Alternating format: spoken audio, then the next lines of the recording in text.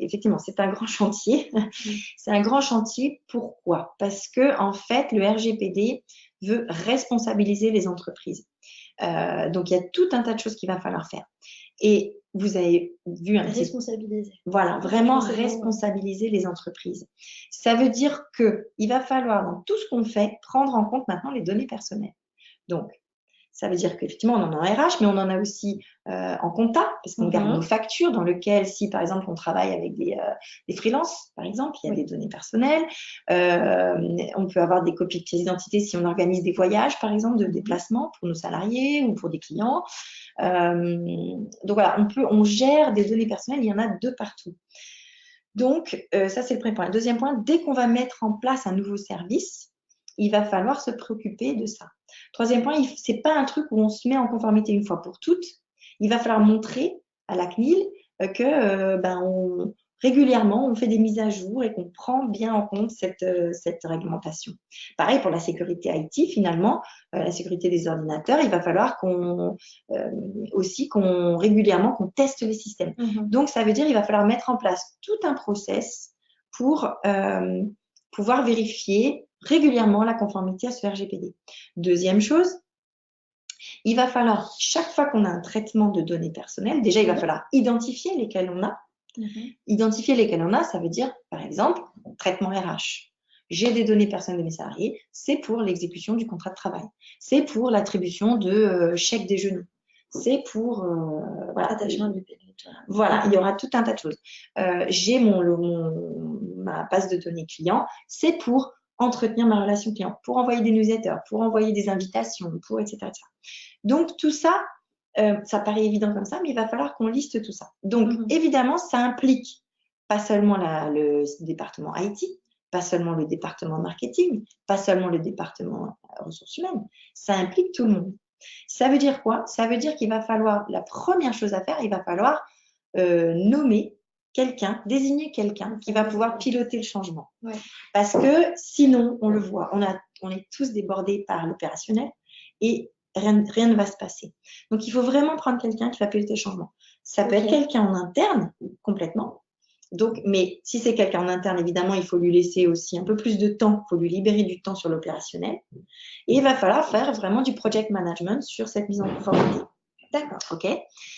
Dans certains cas, ça va pouvoir, vous avez peut-être beaucoup entendu parler du DPO. Bon, DPO, c'est le délégué à la protection des données. On dit DPO parce que c'est en anglais. Voilà.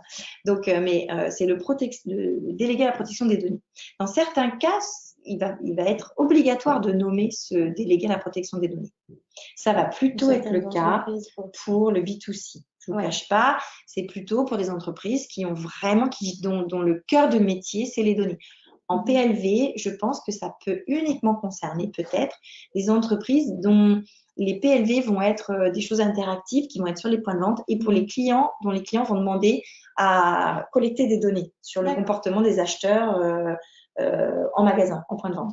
Ça peut effectivement s'appliquer parce qu'une image, ma photo, là, enfin, le fait de me filmer, c'est une donnée personnelle. Je suis identifiable. Oui, parce qu'on me voit, d'accord? L'image, le son, c'est vrai que tout à l'heure, j'ai dit le nom, le prénom, mais voilà, l'image, le son. Donc, c'est vrai que tous ceux qui ont des PLV où les clients vont vous demander de gérer des données, là, peut-être qu'il faudra faire appel à un délégué à la protection des données. Pour quelqu'un d'extérieur dont c'est le métier, qui a des qualifications particulières en matière de données personnelles, parce qu'on parle de tout ça, mais il faut bien savoir que ce n'est pas nouveau. Hein. Avant, il y avait la CNIL, il y avait déjà des directives e-privacy pour l'envoi non sollicité des emails, etc. Donc, tout n'est pas nouveau. Donc, il y a déjà tout un tas de choses qu'on connaît. Et donc, ce qui est nouveau, c'est qu'avant, on faisait nos déclarations, on s'en fichait, et maintenant, non, il faut se responsabiliser. D'accord? Donc, voilà. Donc, pour le pilotage du changement, soit on peut avoir un DPO, mais dans la majorité des cas de nos adhérents au Popeye, qui sont des PME qui ne sont pas en B2C, ça peut tout à fait se faire en interne. Mais il faut une personne qui va avoir le temps et surtout qui va dire à chaque département, attention, il me faut ça, à telle deadline. OK? Et puis ensuite, qui va pouvoir faire le suivi. Qu'est-ce qu'il va falloir faire? Il va falloir lister les traitements de données. Donc, ça a l'air barbare, mais c'est par exemple ressources humaines, comptabilité, gestion client. Voilà. En gros, ça va être les 3 principales pour vous, je pense, en PME, dans la PLD. Okay, pour chacune, il va falloir trouver le fondement légal parce que le RGPD nous dit quoi? Il nous dit que on a le droit de collecter des données et de s'en servir, mais il faut à chaque fois savoir pourquoi on le fait et que la raison pour laquelle on le fait soit légale. Et bien sûr, le RGPD nous donne une liste de ce qui est légal. Alors, pas de panique. Le premier fondement légal, c'est l'exécution d'un contrat. D'accord? Donc, ma relation client, elle va tomber là-dedans. C'est-à-dire que j'ai les données d'un client parce que c'est mon client. Donc, il me donne des choses pour que je puisse exécuter un contrat pour lui. Il me donne son adresse mail. Voilà. Donc, tout ça, on a déjà de fait le droit d'avoir ces données puisqu'on a le motif, le fondement légal, ça va être l'exécution du contrat.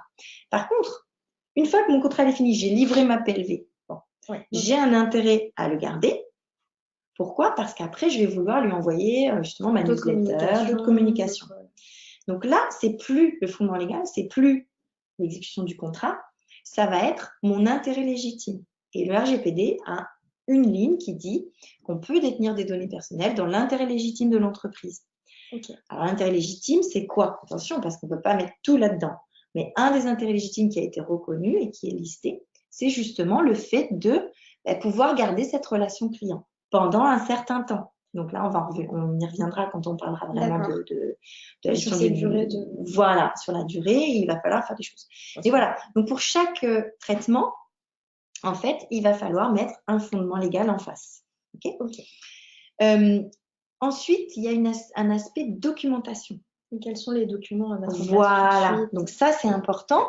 C'est important puisque, comme j'ai dit avant, il suffisait de faire une déclaration et si on avait un problème, on dit mais regardez, j'ai fait ma déclaration. D'accord.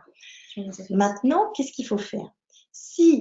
Puisqu'on doit se responsabiliser et faire des choses nous-mêmes, il va falloir que quand la CNIL vient pour un contrôle ou si un individu, parce que je ne l'ai pas dit, mais les individus ont plus de pouvoir. Ils vont pouvoir vous dire, moi, comment sont gérées mes données? J'ai plus envie que vous gardiez mes données. Alors, en B2C, on comprend bien. Par exemple, on reçoit plein de mails d'une société dont on a acheté un truc il y a 10 ans pour un cadeau de fête des mères ou je ne sais quoi. On en a marre, on ne veut plus être sollicité. En B2, donc ça c'est B2C. B2B, finalement, on peut avoir un client on avait un point de contact, un salarié qui va être licencié ou qui démissionne, qui va chez un autre, il peut avoir intérêt à vous écrire en disant non, je ne veux plus être associé à telle société. D'accord? Donc, ça veut dire quoi? Ça veut dire que quand ces individus vont vous demander ça, il va falloir être en mesure de dire ok, j'enlève votre donnée. Donc, il va falloir savoir où elle est, il va falloir pouvoir la supprimer, il va falloir pouvoir montrer en cas de contrôle que vous avez bien supprimé suite à une demande d'un individu. Donc, cette documentation, elle est très importante parce que c'est ce qui va vous permettre après de montrer que vous êtes conforme. On y reviendra aussi après. Mais donc, la documentation minimum, on va avoir un registre de traitement des données, tout simplement. Donc, Ça, c'est la documentation. Voilà, c'est la documentation. Un registre de traitement des données, c'est encore une fois, on dirait un mot barbare.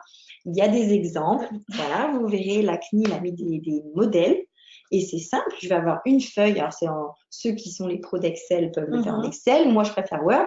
Mais voilà, on va avoir une feuille où on dit, voilà, traitement de données, donc c'est RH. Quel type de données j'ai? Les noms, les prénoms, la date de naissance, la carte d'identité parfois, le numéro de sécu. Voilà, on va lister toutes les données qu'on a.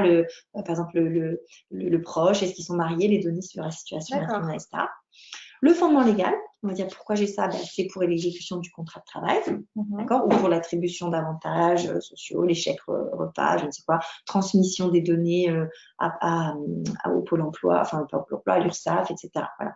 Donc tout ça, on va lister. Et pour chaque traitement, on va avoir une page. Okay, et ensuite, on va avoir aussi un registre où on va dire, ça va être une page, où on dit, voilà les demandes qu'on m'a fait pour retirer des données et voilà ce que j'ai fait. On va avoir une autre page dans ce classeur RGPD où on va avoir la sécurité IT. Voilà, quels sont mes systèmes en place, qui est mon fournisseur, qu'est-ce qui fait comme quel logiciel anti-spam j'ai, qu'est-ce que antivirus, quand est-ce que j'ai fait un test, et on va garder une trace en fait de tout ce qu'on fait. D'accord? Ça va être une documentation vraiment importante. Et ensuite, sur notre slide, on a la dernière chose qui est la gouvernance. Ouais. La gouvernance, ça veut dire quoi? Ça veut dire que le RGPD dit il faut que ces questions de données personnelles, ça soit pris en compte au plus haut niveau de l'entreprise. Donc, ça va être les general managers, ça va être le président de la SAS, le gérant de la SARL, ça va vraiment au plus haut niveau.